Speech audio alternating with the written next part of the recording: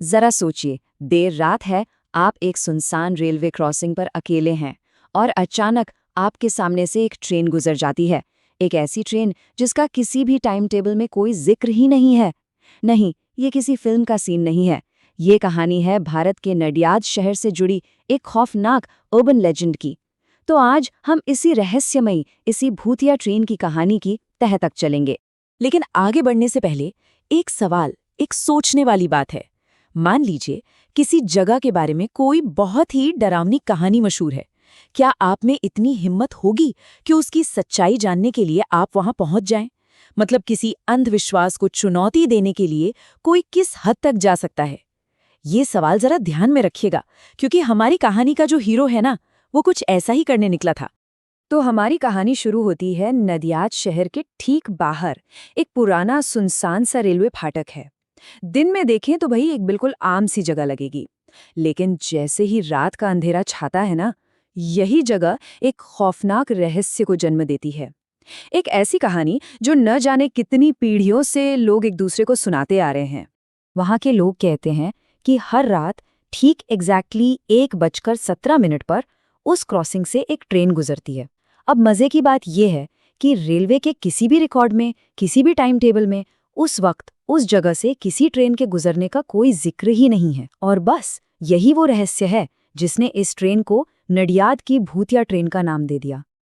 अब देखिए, हर कहानी में कोई ना कोई ऐसा होता है जो इन सब बातों पे यकीन नहीं करता, जो कहता है ये सब बकवास है, जो डर के पार जाकर सच्चाई देखना चाहता है।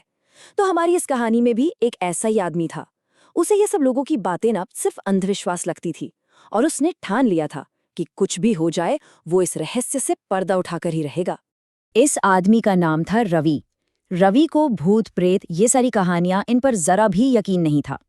तो उसने फैसला किया कि वो खुद उस रेलवे फाटक पर जाएगा और इस सो कॉल्ड भूतिया ट्रेन के झूठ को सबके सामने लाएगा। और उसका हथियार सिर्फ एक वीडियो कैमरा। और फिर वो रात आ ही गई। रवि अपनी पूरी तैयारी के साथ उस सुनसान फाटक पर पहुंच गया और करने लगा इंतजार। वक्त बीत रहा था और जैसे जैसे घड़ी की सुइयां 1:17 के करीब आ रही थीं, हवा में ना एक अजीब सी बेचैनी घुल रही थी। वो खामोशी किसी बड़े तूफान के आने से पहले वाली शांति जैसी थी। ठीक 1:16 हुए। रवि ने देखा कि सिग्नल की बत्ती अपने आप बिना किसी वजह के लाल हो गई।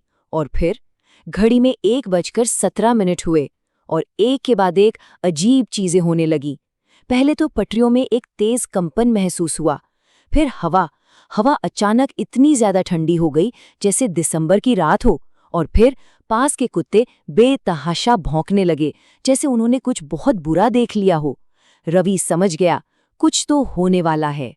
रवि ने कांपते हुए हाथों से अपना कैमरा उठाया और तभी उस घने अंधेरे को चीरते हुए उसकी आंखों के ठीक सामने एक धुंधली सी ट्रेन आ गई। वो इतनी अचानक आई, मानो पटरियों पर चल के नहीं आई, बल्कि हवा से ही वहीं पर प्रकट हो गई हो। लेकिन ये कोई मामूली ट्रेन बिल्कुल नहीं थी। जरा सोचिए, उससे कोई आवाज नहीं आ रही थी, जरा भी नहीं। उसके इंजन में कोई लाइट नहीं थी। और सबसे ज्यादा डरावनी बात, ट्रेन की खिड़कियों में लोग तो बैठे थे, लेकिन उनमें से किसी का भी चेहरा नहीं था। ये मंजर देखकर किसी की भी रूह कांप जाए। रवि बस किसी तरह इस खौफनाक नज़ारे को अपने कैमरे में कैद कर ही रहा था कि तभी ट्रेन एक जोरदार झटके के साथ रुक गई, बिल्कुल उसके ठीक सामने। और फिर जो हुआ, उसने सच में रवि के पैरों तले जमीन खिसका दी। ट्रेन का एक दरवाजा खुला और रेलवे गार्ड की यूनिफॉर्म पहने एक आदमी नीचे उतरा। वो धीरे धीरे रवि की तरफ बढ़ने लगा, और जब वो करीब आया तो रवि ने देखा उस गार्ड की आंखें वो पूरी तरह सफेद थीं। उनमें कोई पुतली नहीं थी, बिल्कुल सफेद।